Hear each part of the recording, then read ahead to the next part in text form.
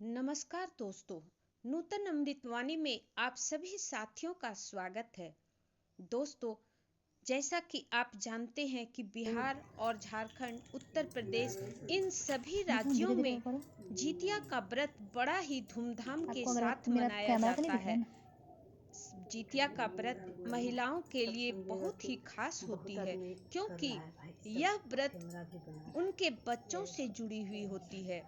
माना जाता है कि इस व्रत को करने से बच्चों की जीवन खुशहाल होते हैं, उनकी उम्र लंबी होती है और उन्हें जीवन में कभी भी कोई कष्ट नहीं होता है।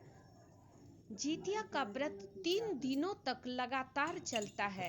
इसमें पहले दिन इधर नहाय खाए की पूर्ण विधि के साथ यह व्रत किया जाता है।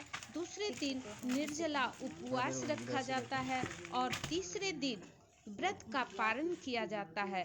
तीनों दिन बहुत ही विधि विधान के साथ इस व्रत को किया जाता है।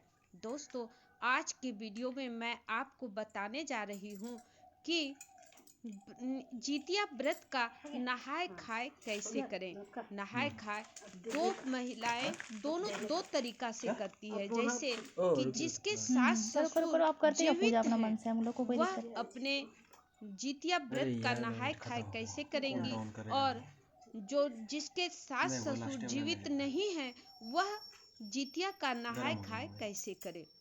तो चलिए हम आपको बताते हैं कि जिसके मेरे सास पास है। ससुर जीवित हैं वह इस जितिया व्रत अब ये का दिखा दे, इससे नहाय खल्ली से खाए माथा में कैसे लगाना करें। नहाना। दोस्तों, खल्ली नहीं, जितिया अभी व्रत में यह नहाए ना तो परंपरा बोले रखो तो रही यहाँ है पे कि वो जितिया खल्ली के दिखा दे। व्रत वो के तो नहाय अलग से ले खाए के लेना ना, वो दिन हकट व्रती लगाएंगे हम जब। किसी माथा का नहीं नदी, लेंगे, खाली खल्ली तालाब, दिखा दो कि जैसे कि पोखर इसको लगा के नहाना है इत्यादि बस। में स्नान करके उसके तट पर नहाय खाए की विधि करती हैं। जब प्रणाम लेकिन कीजिएगा आप तब आपका ले लेते हैं। अब अगर प्रणाम कर दिया नहाय अपने खाए की विधि करने के लिए नदी, तालाब, पोखर जाने का संभावना न जा पाए, तो आप घर पर भी कृत्रिम यानी कि बनावटी पोखर बना करके आप व्रत का विधि कर सकते हैं। अगले साल के लिए है ये सब। अगर आप घर पर ये जितिया का नहाय खाए की विधि कर रहे हैं, तो आपको क्या करना है। आपके घर के आंगन या किसी स्वच्छ स्थान पर एक छोटा सा गड्ढा बना लेना है। छोटा सा, जितना बड़ा आप गड्ढा बना सकते हैं बना लीजिए। उसको चारों ओर से उसी मिट्टी से लेपते हुए एकदम स्वच्छ कर लीजिए और पूरा अच्छे से इसको साटते हुए बहुत ही अच्छा से पोखर का आकार दे दीजिए। उसके बाद पोखर के तट पर जो गाछ वृक्ष होता है, पौधा होता है, उसके टहनी को रोप दीजिए, यानी कि वो गाछ हो गया। और उसको चारों ओर से फूलों एवं चंदवा से सजा दीजिए। उसके बाद उस पर व्रत की विधि कीजिए। तो आज मैं आपको बताऊंगी कि विधि कैसे करना है। दोस्तों, जितिया व्रत के नहाय खाए के विधि के दिन महिलाएं अगर घर पर कर रही हैं नहाय खाए, तो उसको घर पर सबसे पहले 2 बाल्टी पानी अपने शरीर पर डाल लेना है। उसके बाद आप भींगे हुए कपड़े से ही जितिया की नहाय खाए की विधि करें। तट पर आए, जो आप पोखर बनाए हैं उसमें पूरे लबालब पानी भर दें और उसके बाद उसके किनारे में बैठकर उसके किनारे में 5 टीका सिंदूर का करें। उसके बाद झिंगली का पत्ता धोकर एक पत्ता सबसे पहले जितवाहन भगवान के लिए आगे में लगाएं। फिर उसके नीचे में दाहिने हाथ से चूल्हों के लिए एक पत्ता लगाएं और बाएं हाथ से सियारों के लिए एक पत्ता बगल साइड में यानी कि बामा साइड में लगाएं। उसके बाद जितवाहन भगवान के पत्ते पर तेल, खल्ली, पहले खल्ली और उसके बाद आम का दतमन दें। उसके बाद उसमें फूल, सिंदूर इत्यादि लगा दें। फिर उसी तरह से चूल्हों के लिए भी उसी तरह दाहिने हाथ से तेल, खल्ली और सिंदूर, फूल इत्यादि दें। उसके बाद बाएं हाथ से सियारों के लिए भी उसी तरह से दें। उसको सियारों को बाएं हाथ से ही देना है। उसके बाद अगरबत्ती जलाकर भगवान जितवाहन भगवान की पूजा करें। उसे अगरबत्ती दिखाएं और उनसे अपने पुत्र की रक्षा एवं उनके पुत्र की लंबी आयु के लिए प्रार्थना करें। उसके बाद चूल्हों को भी दाहिने हाथ से अगरबत्ती दिखाएं और सियारों को बाएं हाथ से अगरबत्ती दिखाएं। उसके बाद जल से सबसे पहले भगवान जितवाहन भगवान के पत्ते को परछना है। उसके बाद चूल्हों को और उसके बाद बाएं हाथ से सियारों का परछना है। अब सबसे पहले जितवाहन भगवान के पत्ते को उठाकर दोनों हाथ से भगवान जो पोखर बनाए हैं उस पे डालते हुए भगवान से आराधना करना है।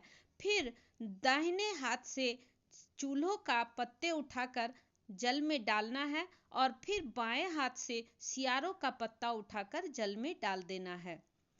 अब जो बचे हुए आपके जो कटोरी में बच गया है खल्ली, उसी से आपको बाल धोना है।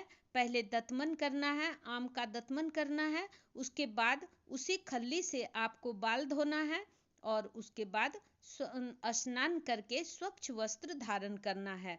उसके बाद आप घर में आकर जहाँ पर कि आप पूजा करते हैं वहाँ पर अब फिर विधि करना है। दोस्तों, इस विधि को करने के लिए हम किसी अपने मंदिर में, घर के मंदिर में या किसी स्वच्छ स्थान को साफ सफाई करके वहाँ पर हम यह विधि करेंगे। वहाँ पर एक केले का छोटा सा पत्ता, छोटा सा टुकड़ा रखना है और उसके बाद 2 झिंगली का पत्ता लेना है, एक चूल्हों के लिए और एक सियारों के लिए। फिर उसी तरह रखना है, पहले आगे में जितवाहन भगवान का, फिर उसके नीचे में चूल्हों का और बाएं साइड में सियारों का। फिर उस केले के पत्ते पे केला, खीरा, दही, खजली, हम लोग के यहाँ खजली मिलता है, उस खजली को चढ़ाया जाता है। अगर खजली ना हो तो आप लड्डू भी चढ़ा सकते हैं, क्योंकि हम लोगों को खजली खास माना जाता है और यह मिठाई हम लोगों के यहाँ उपलब्ध होता है, इसलिए हम लोग खजली चढ़ाते हैं। आपके पास अगर उपलब्ध न हो तो आप लड्डू, मिठाई कुछ भी चढ़ा सकते हैं, मीठा के नाम पर कुछ चढ़ा सकते हैं।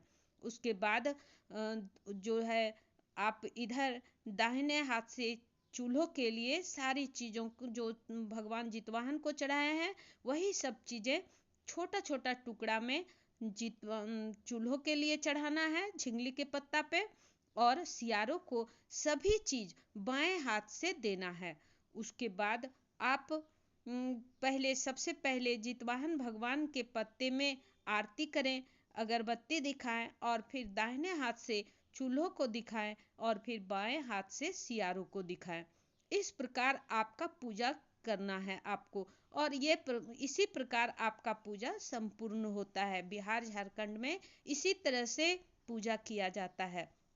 उसके बाद आप अपने सभी बच्चों को बुलाकर वहाँ पर प्रणाम करवावें और भगवान से प्रार्थना करके उनको आशीर्वाद दें, उनके जीवन खुशहाली से भरा रहे, उनको ये आशीर्वाद दें। आपके मुख से निकला हुआ उस समय का आशीर्वाद उनको अवश्य ही लगेगा, क्योंकि आप उन्हीं लोगों के लिए व्रत करते हैं, तो आपको उनको मन से आशीर्वाद देना है। उसके बाद जितवाहन भगवान के प्रसाद को उठाकर पहले सबसे पहले चूल्हों और सियारों का, दाहिने हाथ से चूल्हों का और बाएं हाथ से सियारों का प्रसाद को उठाकर किसी छप्पर पे जहाँ पर कौवा, चील इत्यादि खा ले उस जगह पर फेंक देना है। इसे गंदे जगह पर नहीं फेंकना है, उसे किसी छप्पर पर फेंकना है ताकि कोई पक्षी आकर उसे खा ले। उसके बाद जितवाहन भगवान के प्रसाद को जो लगाए हैं आप अपने संपूर्ण परिवार को खिलाएं।